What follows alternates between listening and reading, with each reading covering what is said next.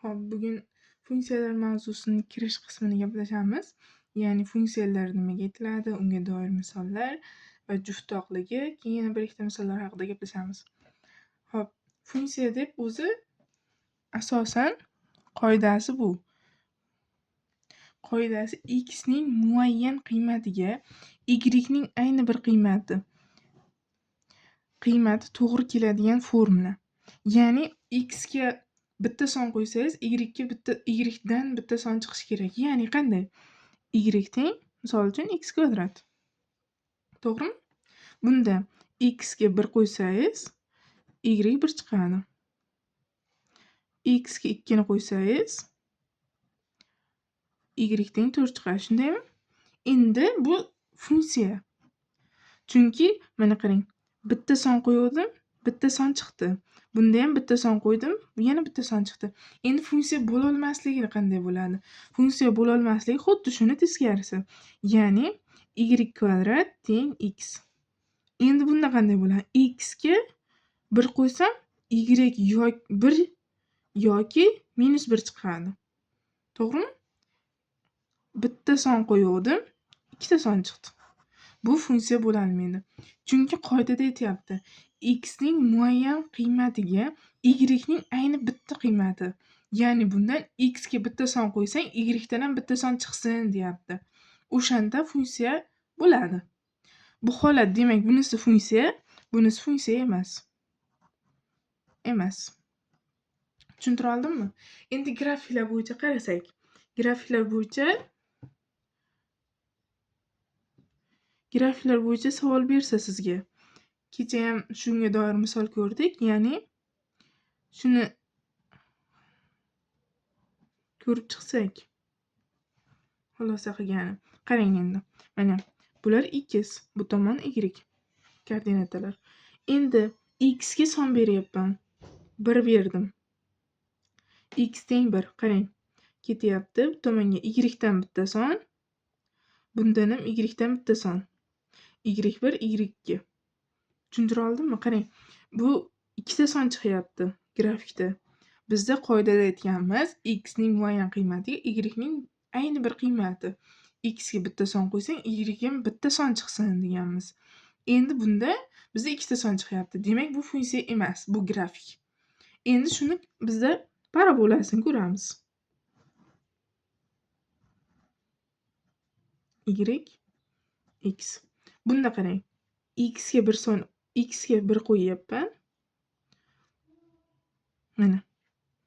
Bitta son chiqyaptimi? Y da o'zi bitta chiqyapti. Bundan tashqari yana y topish imkonsiz-da, mana. X ga 1 qo'yganimda faqat 1 da o'zi chiqadi. Shu holatda funksiya bo'la oladi. Bunisi funksiya emas. Bunisi funksiya. Endi shunga qarab, asosan qoidaga qarasangiz, funksiya emasligiga kelib chiqaveradi.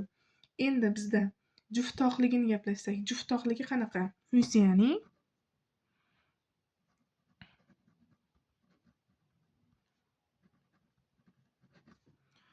juft va toqligi. Mana. Fx bo'lsa, Fx shunga -1 ni qo'ysangiz teng bo'laversa. Qarang. Fx funksiyani berdi. Sizga juftoqmi deyapti. Agar shunga -1 ni qo'ysangiz, x o'rniga -x qo'ysangiz, yana o'sha fx holatiga qaytib qolsa, bu juft funksiya deyiladi. Bu juft. Endi agar fx ga f-x qo'yganingizda oldiga minus chiqib qolsa, toq bo'ladi. Tushuntira oldimmi? Bunda mana aytyapti, fx ga -x qo'ysangiz, yana fx chiqib qolsa, juft bo'ladi. Endi fx ga yana -x tekshirganingizda, oldiga minus qilib, keyin fx hosil bo'lib qolsa, unda toq bo'ladi. Endi hozir shunga doir misol ko'rsak. Xo'p, mana misollar, 3 ta misol. Bunda juft toqligini aniqlaymiz. Qanday aniqlar edik? Y teng x kvadrat plus 1 taqsim x ga minus x qo'shib yuborishimiz kerak. Minus x qo'ysangiz, minus x ning kvadrati plus 1 taqsim minus x. Bunda x kvadrat minus 1 taqsim x hosil bo'ladi. Bunda qarang, berilgan funksiyaga teng bo'lyaptimi? Bir xilmi? Demak, juft emas. Endi minusni chiqarib yuborsam nima bo'ladi? Minus chiqarib yuborsam, minus x kvadrat plus 1 taqsim x. Tushuntira oldimmi? Bu minus qilsangiz ham fx ga teng bo'lmayapti berilgan funksiyaga. Endi demak, bu holatda bu juft ham emas, toq ham emas. Na juft, na toq. Endi ikkinchisini ko'rsak. 1, 2, 3. Ikkinchisi y teng x ning kubi plus 1 taqsim kubinchil ildizi x. Buni qanday qilardik yana? Minus qo'yamiz. Minus x qo'yamiz. Minus x ning kubi plus 1 taqsim kubinchil ildiz minus x. Endi minus chiqib ketadi. Minus x kub minus 1 taqsim kubinchil ildizi x. Mahrajdan sirazi plyusni o'rniga almashtirib yubordim. Tushuntira oldimmi buni? Endi bunda bu hozirgi holatimiz berilgan funksiyaga to'g'ri kelmayapti. Demak, minus chiqarib ko'ramiz.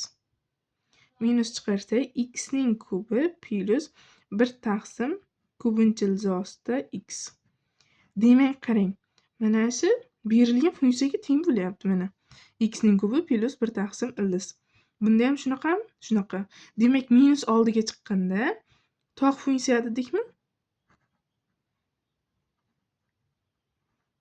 Toq funksiya bo'la olar ekan bunda.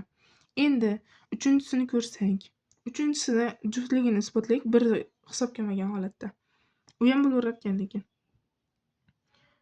Bir ham turaversin. 3 y teng x ning kvadrati plus 1. Shunda minus 1 ni qo'yib yuborsak x ga. Minus 1 ni qo'ysangiz, minus x ning kvadrati plus 1. Minus x dan kvadrat ko'tarib yuborsangiz x kvadrat plus 1. To'g'rimi?